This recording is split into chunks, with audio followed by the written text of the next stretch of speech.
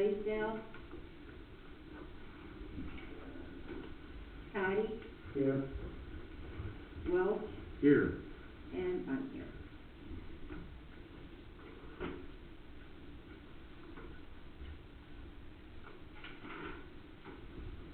Well, going to you is the update, and that's what Tom is here. So I don't know. All I have, I don't know anything, the last was a letter I sent to you. Right. It's just that, the railroad unsolicited sent an email saying they'd be interested in selling the land. So, but I think they've got to finish their committee work at that point. They have to finish what? The committee work to decide whether or not something the community wants to do. Tom, do you have? Yeah, but I put in that letter that there is problems with what you received. I think, I'm not sure they did. It's been brought to my attention what's going on here. So I want to let you know where I stand on my property down here. Back when the railroad pulled the tracks, I pursued getting the property changed over to my name. I was informed by the railroad that they could not sell the property to me because they had no paperwork to show that they even owned it with an easement. And since then, in 2014, a case just like this went to the Supreme Court. The Supreme Court ruled that it does go to the landowner. So I just want to inform you, as of this week, I will be posting a private property. I will be blocking it off, and nobody will be allowed to cross. It's my property, according to the law, and according to the railroad, what the railroad told me 10 plus years ago. So that's where I stand on it.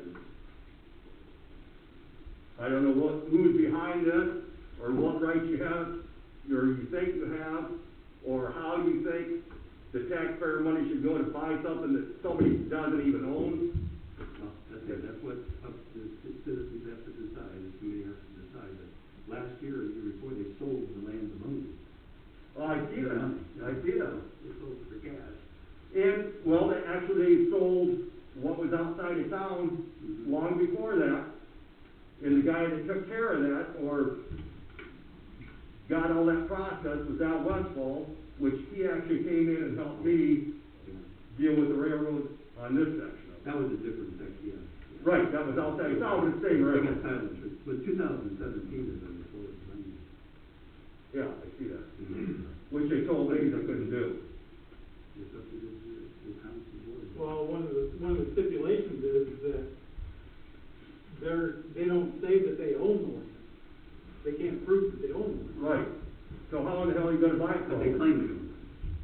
They claim they can sell it, but they're not vouching that they have anything to sell. Right. And what makes them think that they own it?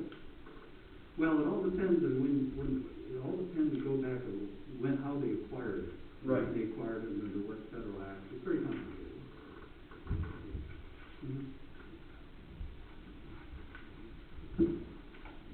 But if they didn't get an easement or a railroad right of way, they should have a deed to it, correct? Well, it all depends on whether they got it under an act of Congress. There's all kinds of different ways that they acquired railroad tracks. And this goes back to the 1860s. So you can, I mean, people can argue back and forth who owns it. There's been no definitive determination who owns it.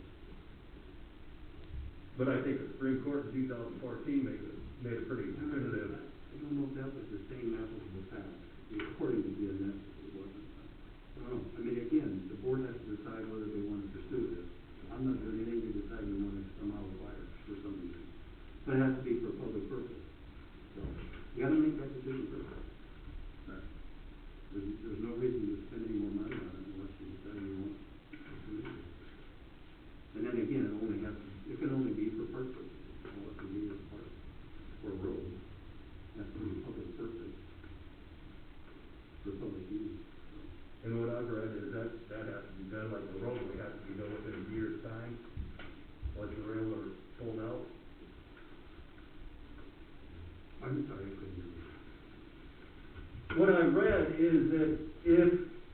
like the state or somebody wanted to do a road, it has to be done within a year's time. You can't wait for 10, 15 years down the road and say, well, you know what? I've We've never not done seen that. that. I don't know. I've never seen that. No. So anyway, that's where I stand on that. And then the other issue, I don't know, I should talk about it now, or Yeah, you can. I just, I need somebody to come down and look at the driveway at my house. Evidently the tube must be plugged because the water gushes out of it instead of, when it rains, it's pouring out on top of my driveway. There's holes that's been undermined, and now the water's coming out when it rains. Are you free tomorrow, Tom? What time? What time works for you?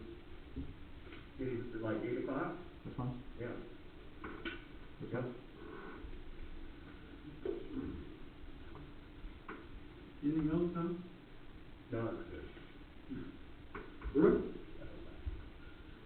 I think I know most everyone here, but for those I don't know, I'm here for two reasons. I'm here for myself, and I am the ambulance coordinator. I help coordinate and run the ambulance here in town. I am a full paid time paramedic here. On top of being paid, I volunteer most of my time here also. I have a few incredibly positive things to say because I think in the world right now, especially in this room, I think a lot of positive needs to happen because I'm hearing and seeing a lot of negative, and I just don't think it's what a small town needs. So I think I need to say some good things because sometimes things go unnoticed for the positive. So this last winter, I've heard a lot of complaints from certain board members themselves or a couple specific about how terrible the roads are.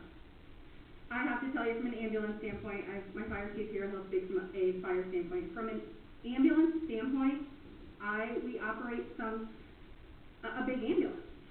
I have never, ever struggled this entire winter to maneuver our ambulance in any which direction. In fact, I can only give kudos and compliments to the roads as far as we are concerned as an ambulance service. We have gotten to every call that we needed to get to this year, not just in a timely manner, but smoothly. I have not struggled once to navigate our ambulance in city limits, period. Now, the country is a different breed, it's hard, it's tricky, it's whatever. Within city limits, I heard a complaint that people are upset that, I guess it would be First Avenue, it would be where road Logan and Teresa live on, is getting plowed first. I'm going to tell you that that complaint is completely invalid. What's happening is this road is not being plowed for Teresa Hutton, this road is not being plowed for Logan. This road is being plowed because it is the road that leads to Stone Street. Stone Street houses, in a very short radius, 3 of our town's EMTs, 2 medics, and an intermediate. And I'm sorry that we're somewhat of a priority, but in the event that something is happening to somebody in town, we have to get to you. I can't get to you if my road is drifted shut. I just can't. And for us, when I tell you this, I truly mean it with my whole heart. That's all we want to do is to get to you and to help you. That's it. To anyone in town. Without prejudice, without anything, we just want to help everybody. It is, Logan, from us and your road crew, it is so appreciated that we can get here to help. This winter, we were able to save a life in a bad snowstorm because we were able to get out of our driveway. We were able to get to the fire department, and we were able to get to them quickly. In fact, 6 minutes, a 6-minute response time from our bed to the fire station. That's incredible. Without public works, without that being done, it would not have been possible. I would have been stuck in the middle of Stone Street. I'm sorry that some people see it as favoritism. I'm telling you, as a volunteer and as a paid medic, we are truly here to help protect the citizens. Without you, Logan, and your crew, we could not have done that. So for a little bit of positivity, I think you need to see there's a lot of good happening with all the complaining too. As far as our police department is concerned, same thing. We're dealing with a couple families in town right now who we have to have the police department there before we as an ambulance service can proceed. Without the quick, timely response of our police officers getting to those scenes to secure those scenes,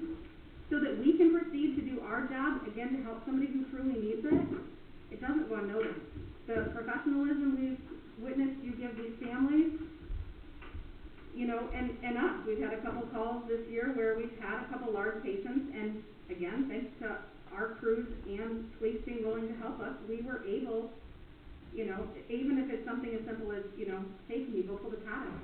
We were able to do our job with their assistance. And in a town this small, that's huge. So again, kudos to our police department for doing what they do, for assisting us, for being there, and for being top-notch. I mean, from our standpoint on an ambulance service, I can tell you, again, Wyatt and your crew, Logan and your crew, I commend you. So from us to you, thank you. From another standpoint, as a personal matter, I've lived in this town my entire life with the exception of about 8 years when I moved to Cordova to start my first family. Even then, my heart's always here, and I think it's clear that Janet is my mom, so even when I left, I never really left. You know, our families are close, we're here all the time. The negativity going on in this town, the blaming, the job chasing, the hurtfulness, the neighbors being mean to neighbors, I've seriously watched genuinely incredibly wonderful people turn into some people that I can't say anything about because I can't say anything nice. This has gone too far. Seeking jobs, pushing people out of positions they've been in for 30 years, doing it openly in public, hosting meetings at the library. I'm all for it, but it's paid tax dollars, so if we're going to complain about that, then we have to dig into a couple things. I know for a fact, because I've heard it myself with my own ears from a few people, that at least one board member is fighting for Logan's job, and they want Logan's job taken away from them. I found out some information, and I think it's important that I tell the board, because I don't think the board is aware, that in all fairness, for Logan to be able to do his job, he has to be notified of a situation, right? So I want to know how and why we needed some work done up at the ball diamond. We needed electricity cut to the ball diamond, okay? And I love the ball diamond, don't get me wrong. But to do this, we called an ex-city employee to go to your ball diamond to cut your electricity. And if I understood this correctly, which I think I did, this ex-employee is currently suing the village. Is currently or recently has sued the village. This ex-employee was called to your ball diamond to cut off your electricity. So we're not even allowing Logan to do his job. In my eyes, he's insured, correct? Is Logan insured through the village? Yes? Okay, so he's insured through the village. So is it fair that we called an ex-city employee, who I also adore, but that's beside the point, to come up and do work at the ball diamond? Is it fair? Who owns the property that the ball diamond sits on? The village owns the property? So should a village employee be doing the work, or should it have been hired out to a contracted service approved by the village? Were you aware as board members that this happened? I was not. Were you? Oh. So you're learning today. Were you aware? Teresa, were you aware? I'm ready. I knew the phone call was made. Okay. Ed, were you aware? No. I think we have to take a So look. this person did cut the wires, did cut them? Did turn off, yes, I don't know how it was done, but yes, the electric was turned off by an ex-employee of the city.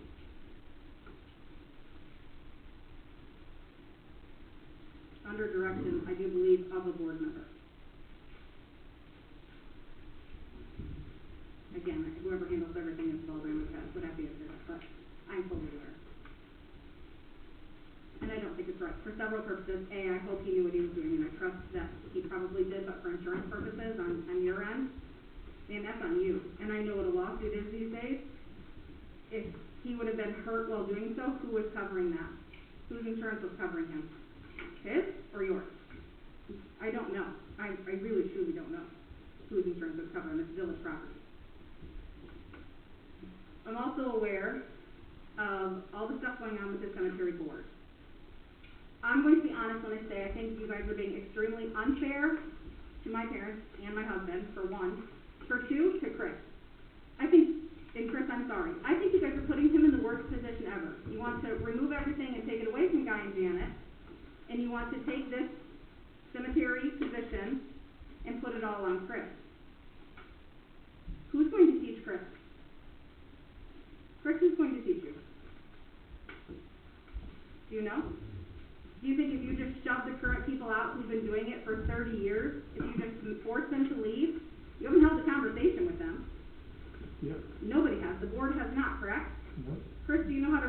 board and find a grave accurately and know which side of the headstone you're supposed to dig on? Know how to look at it and read it, but Could you go to the Where to cemetery and locate? find a grave? where to locate that? I've been doing it for 3 years and I struggle. We have to think clearly here to prepare not only Chris himself, you're setting him up for failure.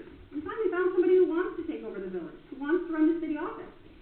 Do you think it's right that you're setting him up for failure? It's not. It's really not. Set it up in a way that if you want to convert and change things, that you include the people who are currently running the cemetery. I think a lot of us, that's what it is, to get it to where we can also make money to fix the cemetery. Which I don't disagree with. Yeah. And there's so many I mean, options something from, definitely has to go, and I don't think we're just looking at action. right.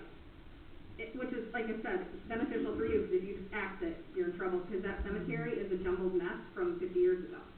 So you're in big trouble if you just act it and push people out. Engage in conversation, come up with ideas. Current grave, let's say, is $600-ish, roughly, and I could be lying too. Let's say it's $600. You up the grave burial, you let the current people stay, or you change it, whatever you do. You up the burial to $800, so the village makes $200 off of that burial, but it still stays in these hands. Ask the towns around you how much they're getting to dig a grave. You know, you have to remember that $800 when you're upping it, that's being pushed off on the people of the community. That's being pushed off on you if you want to be buried here. So it is smart to look into it, to do something. You're right. The roads they need help, so I don't disagree with what you're doing. I just want to see positive solutions to some of the problems at hand. I really do. I just want to see good things happen. I don't want to see Chris set up for failure, and I'm sorry, that's kind of what happened. I watched somebody work here for 30 years. I watched her come back to help you guys out, and she was forced out with no option. She wasn't given a choice. It was discussed in a meeting. It was never discussed in an open meeting after the fact, you know, which would be for your attorney to look into, but she was just pushed out. Again, putting Chris in a really bad situation. Now, when he needs help, he still has to call her. Thankfully, because she doesn't know how to tell the town no because she loves everybody here in this entire village itself, she still comes down and helps Chris. I don't know if I would have been so nice just being pushed out without an option, without being talked to, because that's the problem, and that's what I'm seeing. You guys are all really good people, and really good people, some of you are doing really bad things. If all of you came together for a common good, a common goal, you guys would be one incredible board who seriously I think would be able to do incredible things for the town and for the town's future. I have kids that are going to be raised here. I think a lot of us have kids or grandkids that are going to be raised here, correct? I mean, you're not moving. Julie, you're not, I mean, Lloyd, you got a grandbaby here too. Like, figure out what's good. Figure out what's going to benefit the town. And we go from there. But there has to be some positivity brought into all of this. From the election to the board, I think everyone's going to have to figure out how we make things better instead of seeking out people's positions and seeking out people individually. Because what's happening, everybody's aware. It's everywhere. It's in everyone's Facebook posts. It's the community. It's people don't want to go to the library because they think library board members are out to get other people. They think, you know, that really good board members are doing really bad things, and I'm one of them that I feel like a board member has sought me out, and I don't like it because I know that board member is a really good person. You guys have to figure out the positivity in this and how we change it to go forward. That's all I'm asking you from my standpoint. That's it. I mean, we can keep diving into the past. You know, we're worried about where the cemetery money is, who's making money on the cemetery, because that's, you know, property here. Who's running the ball diamond? Where's the money going for the ball diamond? You're making money at the concession stands, you're making money, you know, with the kids who sign up. It goes into the AYGCA, correct? And then you're able to buy stuff for the children. Okay, which is great. But again, before we are going to, like, target everybody, we're paying umpires cash, so they're not getting 1099s or W-2. I'm not saying I'm against it. It's a small diamond, and I want it to go. I want my kids to play here. So we have to figure out, in the future, 15 years from now, what's going to benefit your kids or your grandkids, right? Like, what's the positive things that we can start doing now to change things, to move forward, to be positive people? I don't want to feel targeted. I don't want to feel like my community doesn't support my position, which is happening a little bit. Like, we're all in this together, right? So let's do it together and change it and make things positive. Because you're a really good board, but right now you're a divided board. I don't want to see a divided board. I want to see a really good, really strong board that works together for the betterment of the community, period. I don't want new people. I don't want Chris set up for failure in his new job already. He's basically the board to say, yeah, okay, you want me to do that? Okay, yeah. But by pushing people out, it's not the answer. Work together, train new people correctly so that people aren't hurting them. Well, I met with Janet and Guy last Friday, and I think you covered everything that they covered as far as the cemetery. I watch it from afar, to be honest. I've watched them do it for 30 years. I myself have been involved for 3 years, and I'm going to tell you, I feel bad for my mom because when she's in Arizona, when she's in Hawaii, she still, and I feel like I'm a rather intelligent person, she still has to walk me through that cemetery. It is a nightmare. I mean, some people are buried at the headstone, some people are buried as the footstone, some people are buried multiple people to one site because that's how it was allowed 40 years ago. You know, I mean, the cemetery is all I've ever known too. She's done it since I was a child, no different than the village. It's just the lack of communication is going to do nothing for you guys, but again, divide people and end up in lawsuits. That's all it's going to do. You can't just push people out without talking to them. Engage, have a conversation, because I promise you, a conversation will get very far. They only want what's best. The only thing I have to say about that is we did not push your mom out. She told us the date that she was going to be done, and then she extended it, and then she extended it again, and we all thought she was done, and then she stayed longer than she said she would. And so we all thought December 1st was her last day, am I correct? But did anyone ask her? Did you come That into a I don't meeting? know. Okay, did anyone come into a meeting and ask her? Well, like I said, that I don't know, because Brian and Ed were the ones that were supposed to talk to her. That's the communication that's key, because if anyone would have engaged in the conversation, it would have been like, Chris is doing really good, but he's not quite ready. And that's the proof is in it, because he still has to call her for help, as he should. He doesn't know how to do tax. You hired him after tax season. How is it fair that that's pushed on Chris just to figure it all out? If not, he needed the extra help and the guidance. So as far as I'm concerned, Janet and Chris should have been brought into a meeting together. A discussion should have been had. If Chris would have said, you know what, I'm 100% ready, Janet, do you agree? And Janet would have said, yes, I do, and it would have happened that way, okay. But the communication in a board full of people, I mean, a conversation should happen between two people. If somebody's going to take over somebody's job, they need to be confident and comfortable. Well, Chris told us he was. But day to day, it was good. So, Day to day, he was good, but he still was unaware of how to do taxes or the things that only happen once a year. well, and that's going to happen for a long time, but he's going to have to learn to call locusts and learn to call the people that he needs. And again, the bottom line is, so she came back out of retirement to help you. And I wish she wouldn't have, but she did. And again, it's a dedication to the community. We're gonna have to move on. Okay. Appreciate the positivity in front of us. I do too, thank you. Leo, since you had the fire department, do you want to join? Yeah, I'm just gonna echo on what you said about, kudos to the police department and the public works department. Most of the time in this day and age, it's all negative towards law enforcement especially, along with public works. They get no praise, no, good job, everything is, you know, it's always their fault or whatever. In this case with public works, like Rick said, there wasn't a day this winter that we didn't have access to get our apparatus out of the station, because it just doesn't protect the village. But what those guys do, protect roughly about another 2,000 people that reside within our fire district. Or, if we go to Cordova to help, or Fulton, or wherever we go, what those guys do in moving snow, and maintaining things here in town, affects not just the village of Albany, but not just the fire district, but our neighboring towns and communities. So, hats off to those guys it's a thankless job. I mean, you guys should go maybe after I was when I saw the snow, when it's 40 below zero and one's going 60 miles an hour. Just see what they put up with and what they have to do. Or sit out there all night at a power outage with those guys and see what they do. You know, you have no idea. The police department, I mean, enough can be said. We just recently worked with them on a major gas leak here in town, and we had to shut the high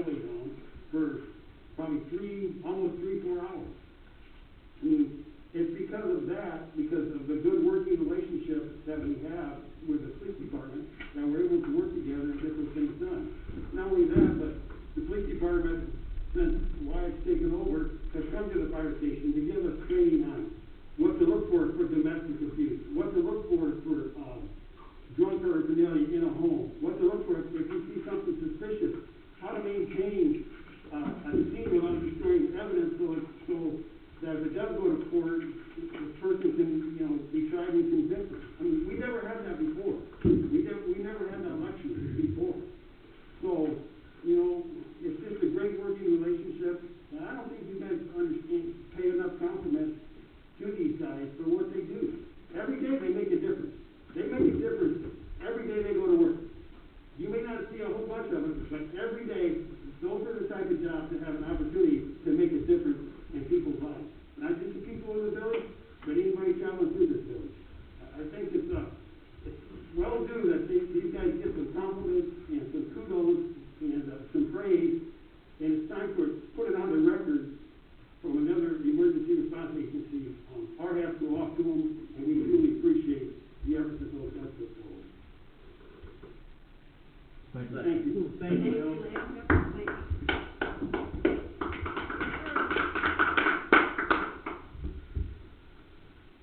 Sherry? All right, I'll say thank you to those who've both been very good to me anytime I've ever needed something. I've always found you to be very good, friendly, thank you. Thank you. But I just wanted to ask, how do I ask for a closed session meeting? Do I have to give you guys like today for next month, or do I?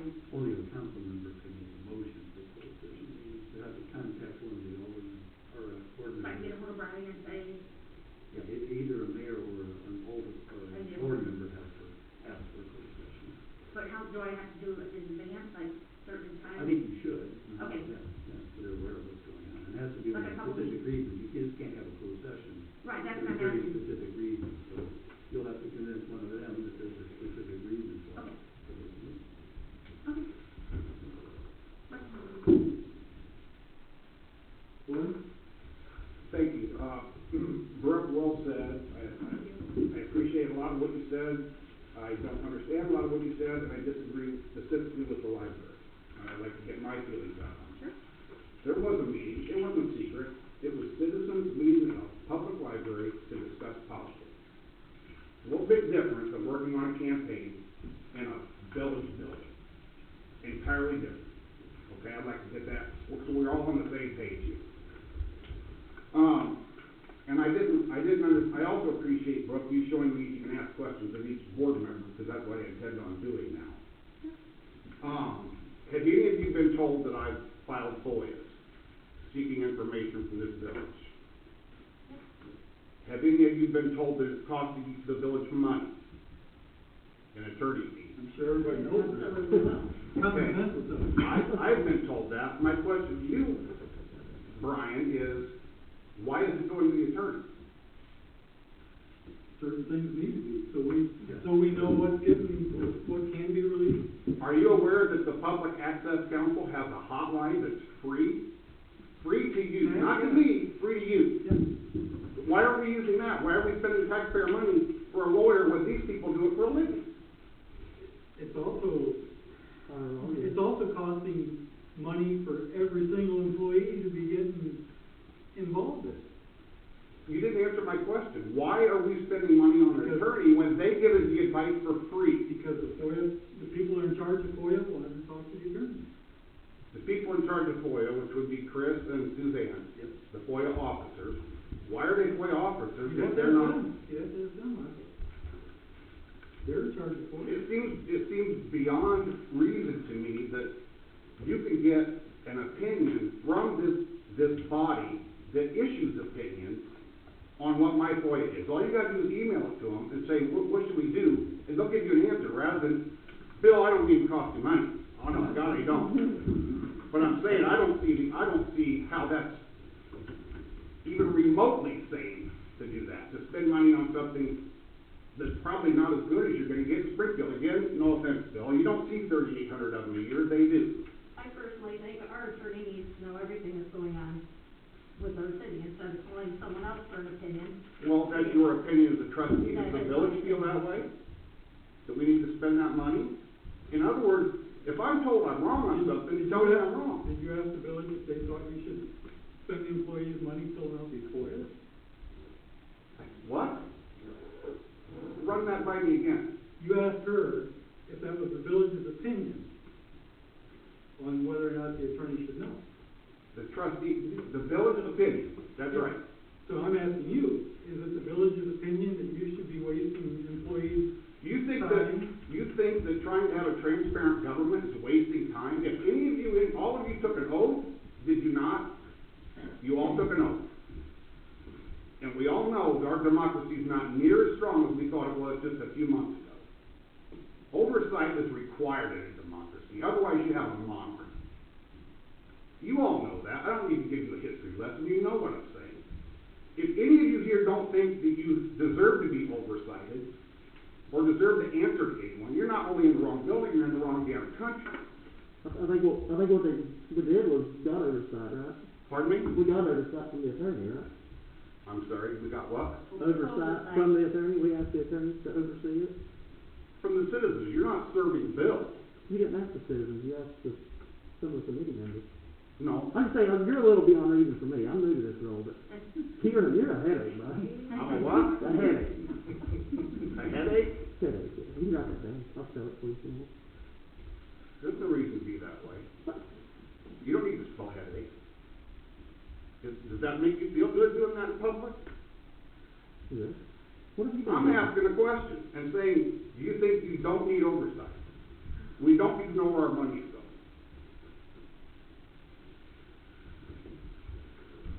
Yes or no? So we have a board meeting for it. I mean, it's all right here on the table, there's a. So when this is sent to the attorney, does it go through all you folks first, or does it just go right to the attorney? And what is? The FOIAs. They have the right to get a hold of the attorney. They don't need the board's permission. Okay.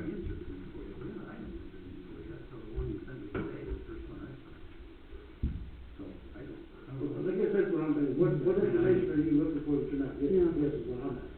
Well, I was asking for data for a phone. Okay, for who's Yeah, and for a phone, a bill to pay phone. Okay. For data. They won't let me have it. And I'll get it. Trust me, I'll get it. Well, that's what I'll play the game. We're, And I'm asking for communications between all of you that are taking place, maybe behind the scenes. You know, the law is, if you're getting communication with Bill's business on your personal device, that's a public record. well, so. You can't get information on personal. Off of a personal phone. You can. You can't. If you go take it to court. No, no, no, no. He can read, that's what I've told you, if your own personal devices, you're doing public business, then that email is. A public record. Public record. Now, I didn't get all of Sending it. an email to a place here, and it's already, gonna be on the FOIA. Well, it could be, that's full, full in. I mean, you guys have an ordinance telling me what to do with your text. The same thing with phones and that, you know, this is my personal phone, I don't do any business with the village or anything on there for that. But This Mark, is my. somebody might text you something, and you don't even want it to come in. Right, well, that's what I'm saying, yeah, because that's my personal phone. So if that's gonna be the case, and they have to do that, then the village needs to supply it, not only with laptops, but email, they need to supply the phone. I think the best bet is you get a text from me or somebody like me, fire an email to your account, to your village account, and you've got a copy. Is that right, Bill? Correct, correct. All right, so that's all I'm getting at. The bigger cities do provide, Right. as a laptop we provide everybody, and bigger communities provide them a phone. But It just, and you provide them a phone, of course, but that becomes expensive for smaller communities. well, I just like this, I'm not trying to, I'm not looking for, I'm not Bernstein here, I'm not looking for that. No, like I said, the transparency, I'm all with that, trust, I have no problem against that. Like I said, my own personal phone, that's, you know, I don't use that for village business, so. Good. I mean, that's just, you know, other than what you sent out for meetings and that, which is already public record. to begin with. So just so on the record, the board believes that any FOIA that comes in here needs to go straight to the attorney? Or is it just if Chris or Suzanne decide that, just so I can have an answer? If they decide it. If they decide it, they can decide if it goes to If Bill. they have a question about it, then they will take it to the attorney. But would you guys direct them to do that before contacting the Attorney General's office for free? That's the answer I'd like. There They're the ones training it, not us. Yeah. Question stands, would you prefer that them go straight to the attorney We haven't had the training. and cost money, or It's up go to to the them. Attorney General's office? We have not had the Just what training. you feel comfortable, do you feel comfortable It's up calling to that them. 1-800 number? When we did the training, Yes. it don't say to contact us. Says contact It your ain't attorney. in there to contact us. So it says contact our attorney. It don't say who to contact. Doesn't say You who. have a set of rules to go by. I have a playbook in there that I've got. It don't have that number, it's just say contact us if you have any questions. Be happy to provide it to you, So, happy to. I found it, you can. Are you aware of this 1-800 number? Oh, I'm sure there probably is. There is, it's a hotline that gets The hotline for, average 20 calls a day, Mark, and it's all from public bodies. I can't use it, you guys can, I can't, none of us can, you guys can, it's free to use. And these are the ones that are gonna decide, if it's bought, they're gonna decide how that goes, so they're not gonna give you bad information. Not the bill, but again, Bill, I know I'm not getting the Christmas card from you, but right, well, no, I'm sure. see what I'm getting at, every little bit of money, it's like a business, it's no different than being a plant manager. How long would you be a plant manager if you did business this way? You paid an extreme amount, I don't know if it's an extreme amount, a lot of money for something you could get equal or better for free. At the end of the day, there's nothing free. Your tax money's still paying for that 1-800 number. Look, you're splitting hairs, you know what I'm saying. You want me to spell that for you? Sure. All right, I'm done. I appreciate you listening. Brooke, we can talk another time if you'd like to get into the whole library. Bill? I got a couple things. Again, I wanted to get talking with Ed, since the elections are coming up. And I know he's gonna be either in charge or wherever, a status on our speaker systems and microphones.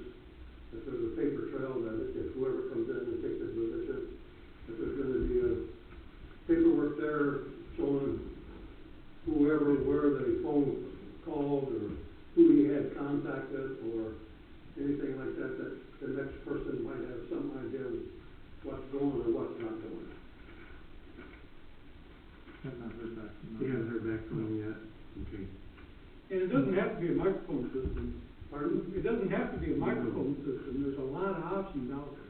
I know, but I'm saying, is there gonna be a paper trail that whoever gets in any one of these positions, will they be able to pick up and go from there, whether we put in speakers off the system that we have here, or whatever, and be able to continue with it and see what's happening? Yes, we will continue. Yes? Is there paperwork?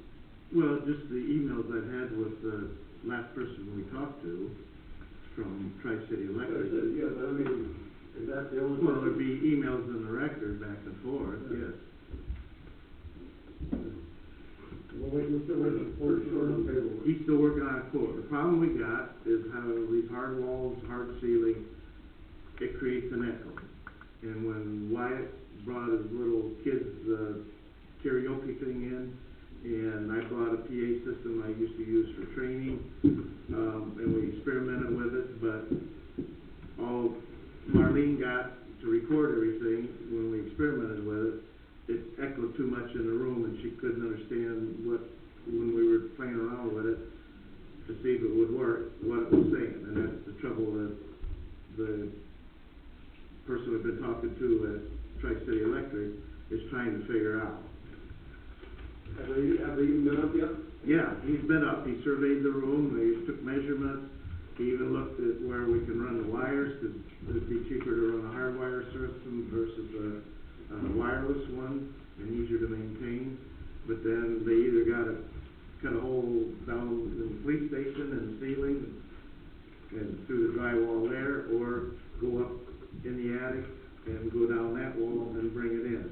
Right now, with our table spread out, it's not gonna be easy without having a whole bunch of wires around.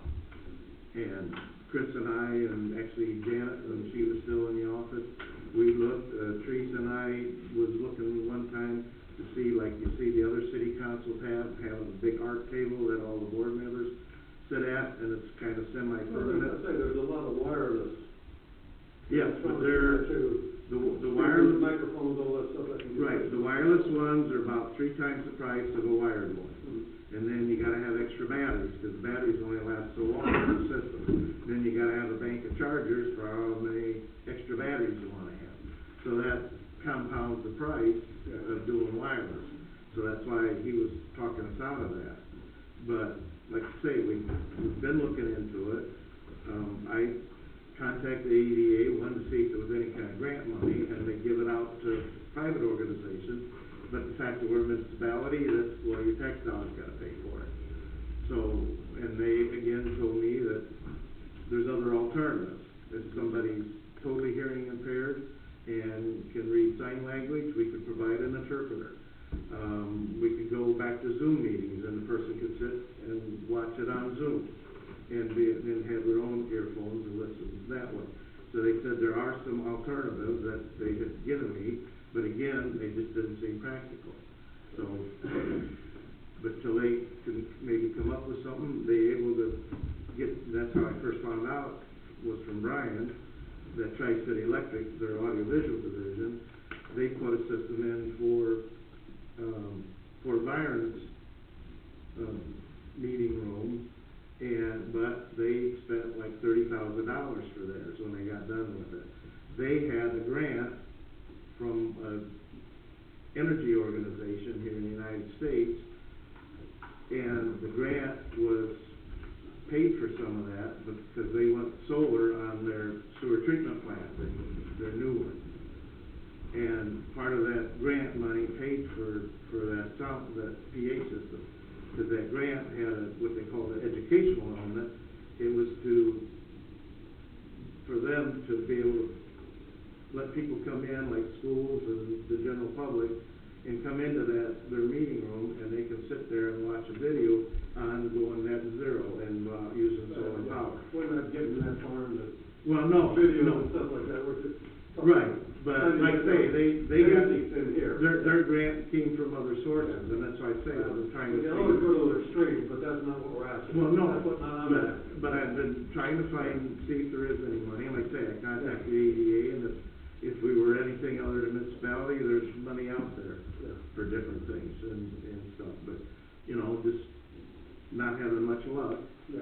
And then looking at even a $10,000 system. It's been over 14 months, I thought maybe we might have a little more headway Well, than what we have had, especially in 14 months or whatever. I know, I agree, it's taken a long time, but COVID's factored into that a little bit. And then, But it was even before COVID, before last March and. right, but Chris and I have been looking since he's come on board, and I found some canned systems, but again, they don't suit what we need, and the acoustics in the room, it makes a big difference too, because like I say, even now talking, it creates an echo. So it's not gonna be easy, and it's not gonna be quick, and then once we do get a price, do we have money in our budget to pay for it? So we might have to. We've been talking for over a year. I know. So somewhere, something should have been brought up or maybe even thought about, a budget or something. True, I've been looking, and I've been. They're working on it still. Yeah. Yeah, I've heard that for 14 months, Brian. Okay, second thing I have. I hear everybody talking about our police department and how they use it and stuff like that. But you flip the coin, there's two sides. The question I have is, why Terry and our squad car was at Dollar General last Saturday buying groceries or whatever he was buying?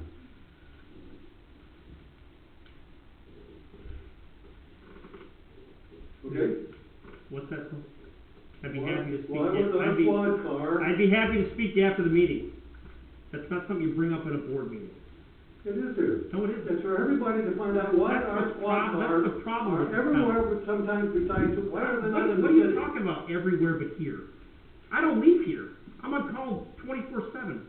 Yeah, I know. And if I leave for here, that, too. I have to have Terry cover me. Okay, last Saturday during your Ed's question and answer session, he was up there at Dollar General in Fulton.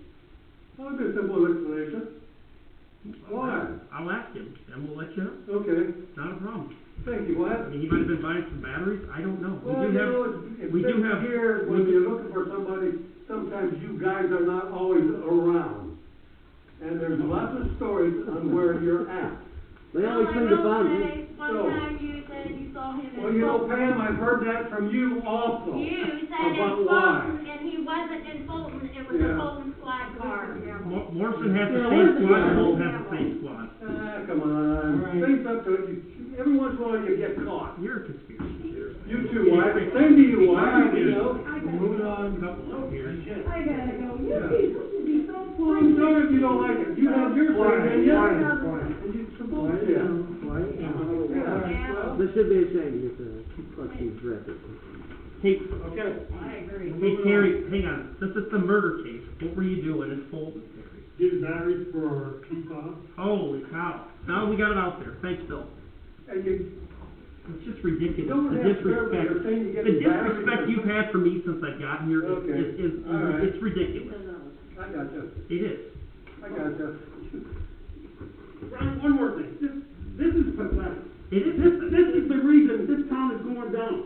It's 1,000 people. You people cannot get along. He didn't do anything wrong, sir. He's doing his damn Are you job. talking to me direct? What do you like to talk to me? Hey, don't talk to me.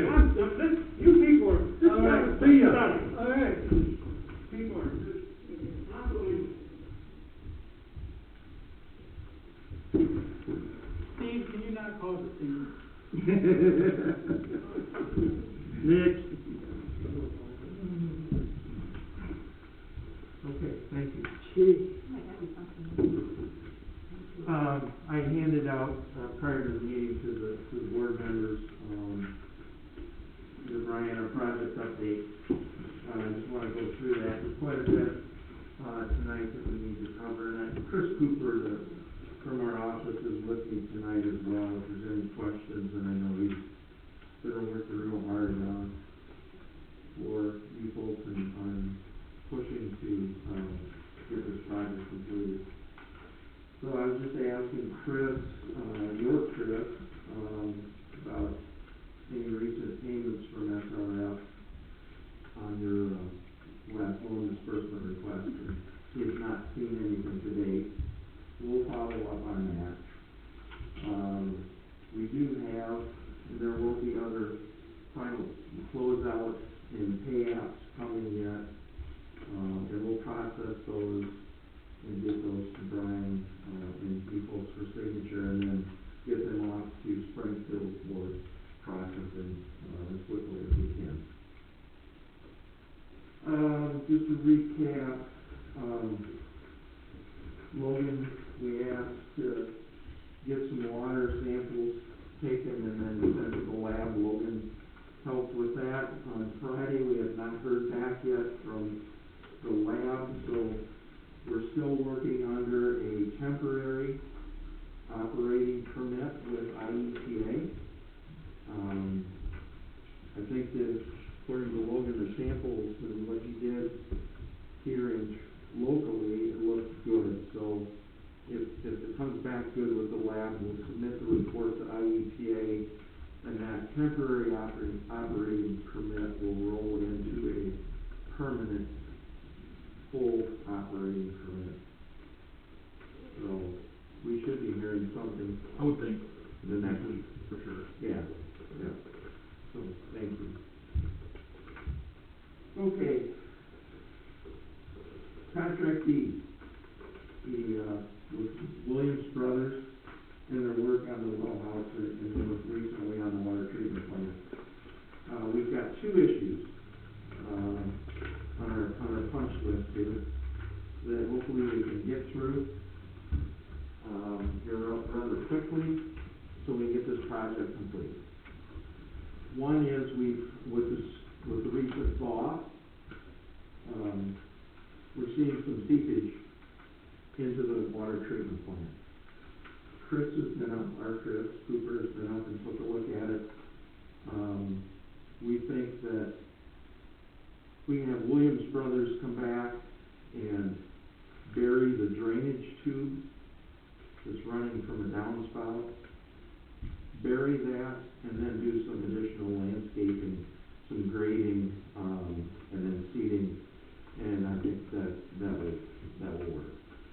What has happened is with all the snow and the hard freeze, that there was moisture and that tube was actually full of ice.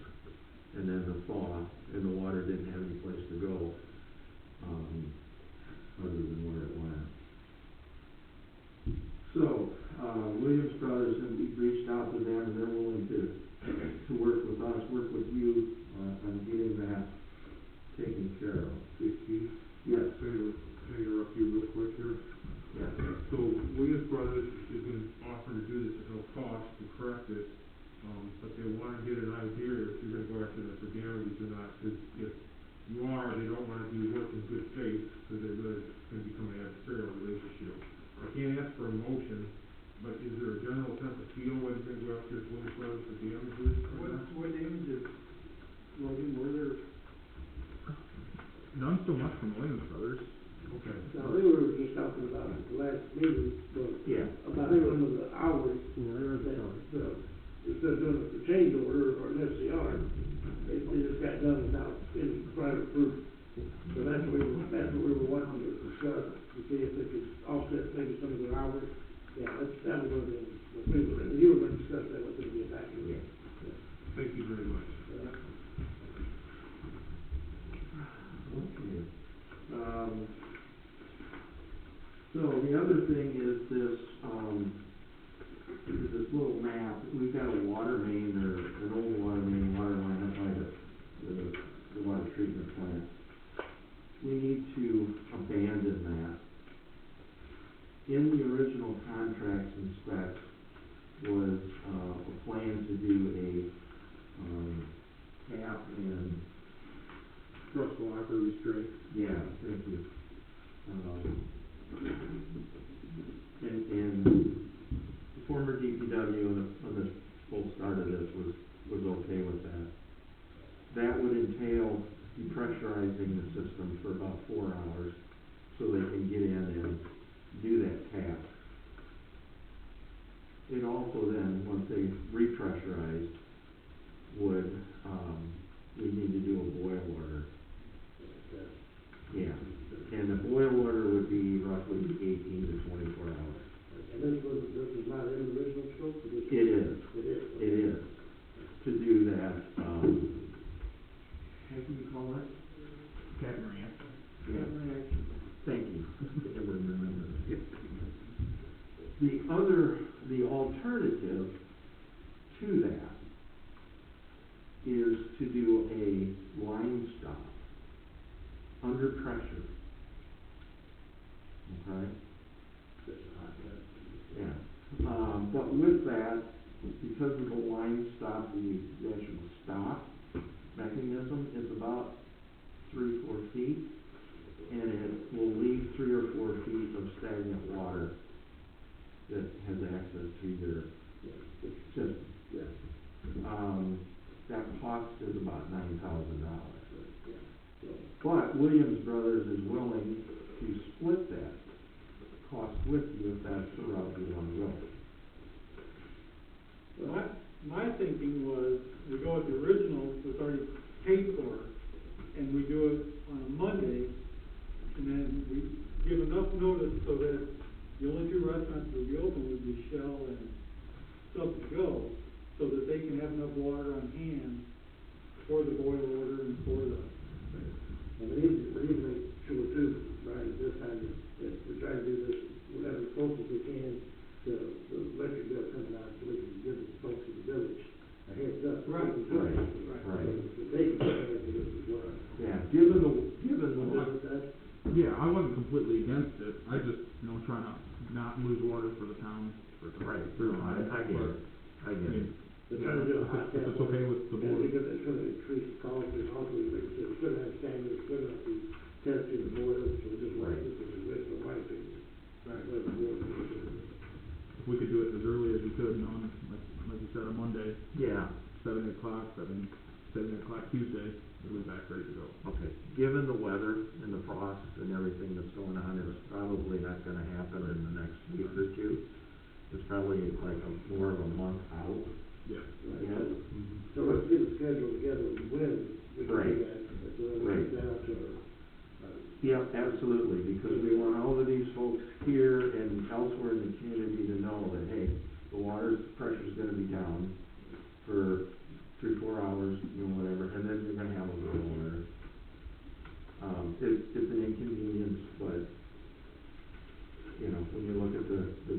scheme, the big picture, long term, it's to everybody's benefit. You okay with that? Yep. Okay. Thank you.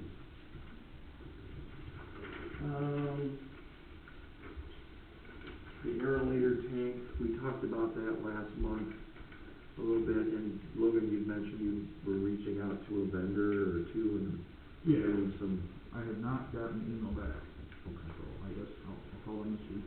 Okay. I don't know if they forgot or what's going on, but. Okay, but our assumption is that the village will handle that as a separate item. Yeah. Away and after this project. Include that on